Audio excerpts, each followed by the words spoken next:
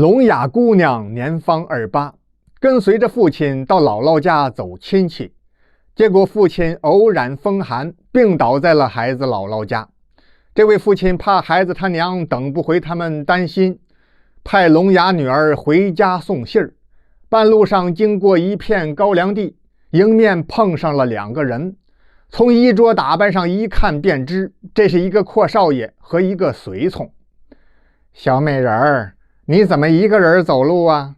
这可不行啊，碰上坏人可不好，还是让哥哥我陪陪你吧。啊，哈哈哈哈！聋哑姑娘虽然听不到声音，也不会说话，不过单从对方的表情和动作，她也知道了这家伙不怀好意。一扭身，打算从旁边绕过去。那浪荡公子哪肯放过，张开2条细胳膊，挡住了哑姑娘的去路。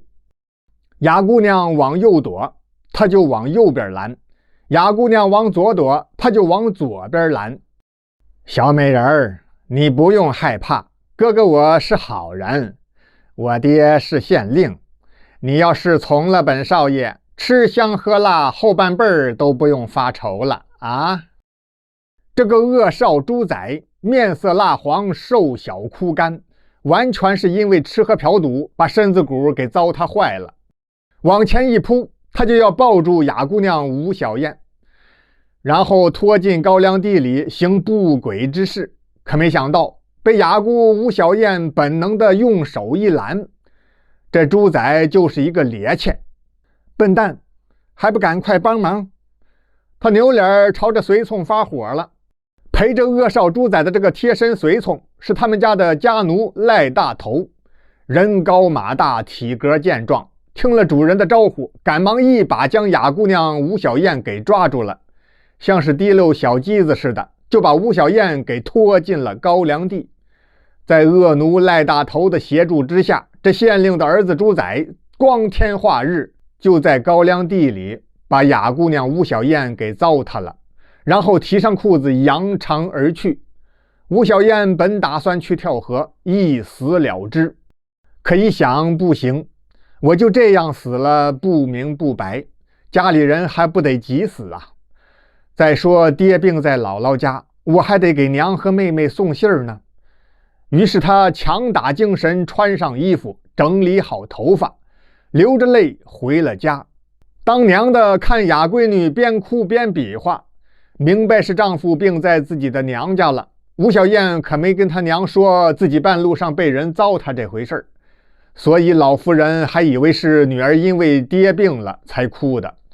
到了晚上睡觉的时候，哑姑娘比比划划，就把白天的事情一五一十告诉了与她同睡一屋的孪生妹妹吴小英。啊，竟有这等事！姐姐你不要哭了，妹妹我一定替你报仇。吴小英想好了，既然那个县令的儿子是路过高粱地，以后肯定还会在那里出现，我就在高粱地边上等到了他们我就拼命，非得把坏人捅几刀不可。想着想着迷迷糊糊就睡着了。大清早吴小英一睁眼，发现姐姐吴小燕不在身边，洗漱完毕准备取柴火做饭，一进柴房抬头一看，吴小英就吓傻了。哑姐姐吴小燕悬梁自尽，人都凉了。喊来母亲搭着手，2个人算是把姐姐的尸首给弄了下来。父亲吴老汉听说女儿因为遭受了县令儿子的侮辱之后上吊死了，就要带病到县衙去告状。有村民就劝老吴啊，别去了，衙门口朝南开，有理无钱莫进来。何况哑姑娘人都死了，没人证没物证的，你拿什么告人家呀？更别说你要告的是县令的儿子，去了弄不好还得把你给抓起来。吴老汉一想也是，算了，认倒霉吧，憋着气就把女儿的遗体给埋了。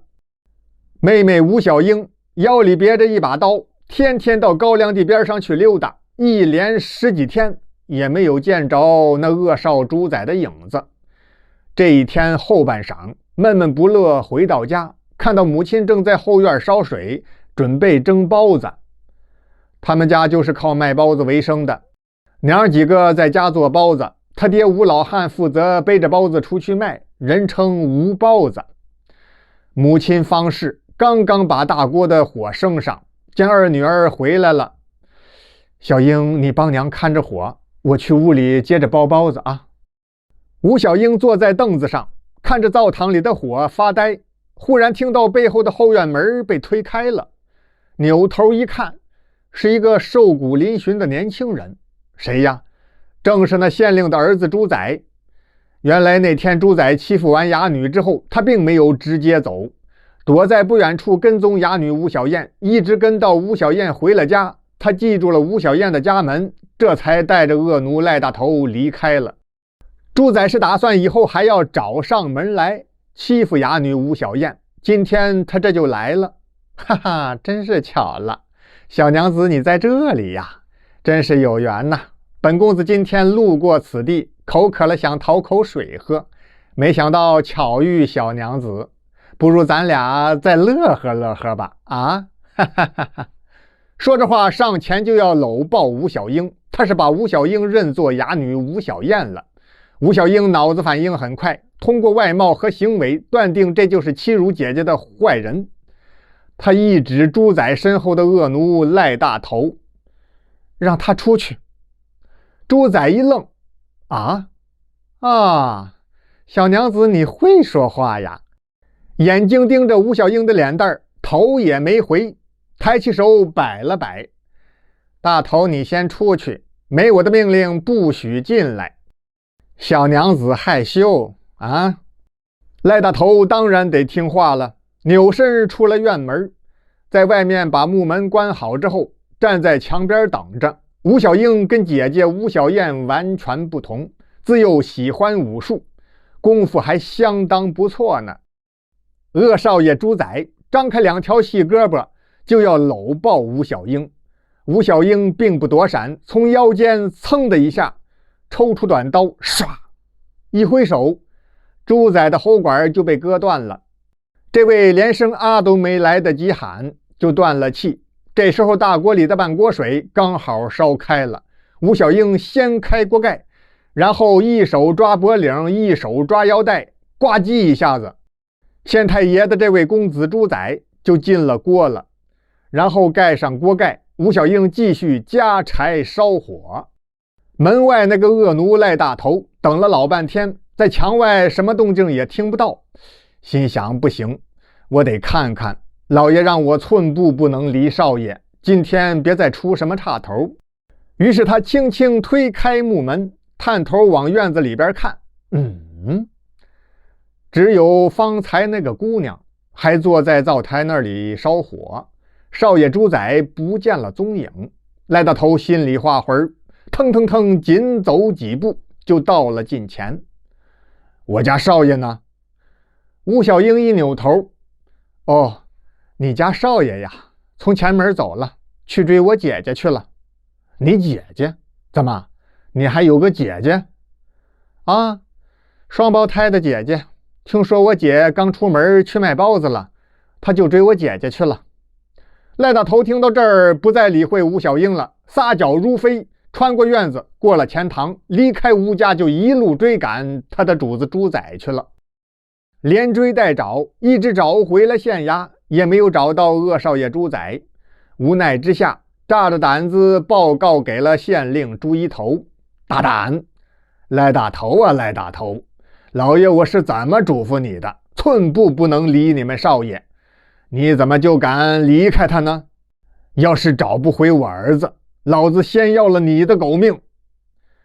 朱县令立马派出了全体衙役们四处寻找他的独生儿子朱载，找了一天毫无收获。朱县令真急了，第二天亲自骑着高头大马，带领几十名衙役一路寻找，来到了吴老汉的家门外。吴老汉一家这2天干什么呢？吴老汉在得知二女儿吴小英替大女儿哑女吴小燕报了仇，仇人已经在锅里快煮熟了。他一方面担心事情败露，一方面还不解气，就把那县令儿子朱载捞了出来，分而剁之。什么叫分而剁之啊？就是分成块，全都剁成了包子馅儿，包成包子蒸熟了。热气腾腾的包子刚出锅，县太爷朱一头带领人马正好敲门，咣咣咣，开门开门开门！几十名衙役进了院子，屋里屋外翻了个底儿朝天，什么痕迹也没有发现。县令朱一头扭脸看到了热气腾腾的一锅包子，老夫还真有点饿了。老头，把桌子擦干净，我们要在你这儿吃包子。吴老汉赶忙一躬身，老爷您请坐，我这包子十里八乡的有名，包您吃得痛快。朱县令以及众衙役们津津有味吃了个沟满壕平，把嘴一擦，用手拍了拍肚子，来人啊，把这一家三口给我绑了，带回县衙仔细审问。五花大绑就把吴老汉夫妻俩以及他们的二女儿吴小英都给带回了县衙，关进牢房听候审问。第二天，朱县令正要升堂，府衙的差人忽然来了，送来了知府大人的一封信，让朱县令到府衙去，说是有10万伙计的要事相商。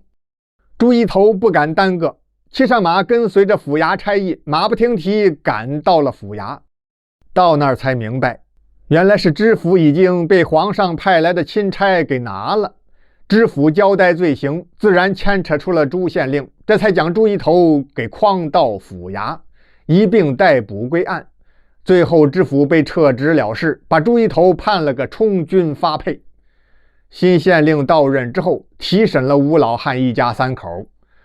吴老汉，那赖大头说是猪仔在你家失踪了，你可有什么话说？启禀大人，小老儿从未见过什么猪仔，倒是听我女儿说此人到过我家，不过他很快就离开了，去了哪里就不知道了。哦，原来如此。赖大头，你这恶奴想诬告好人是吧？来人呐，将赖大头重打20大板，逐出公堂。这新县令虽然也明白此案大有疑点，但那失踪的是前任县令朱一头的儿子，朱一头已经成了配军，他也就懒得管了。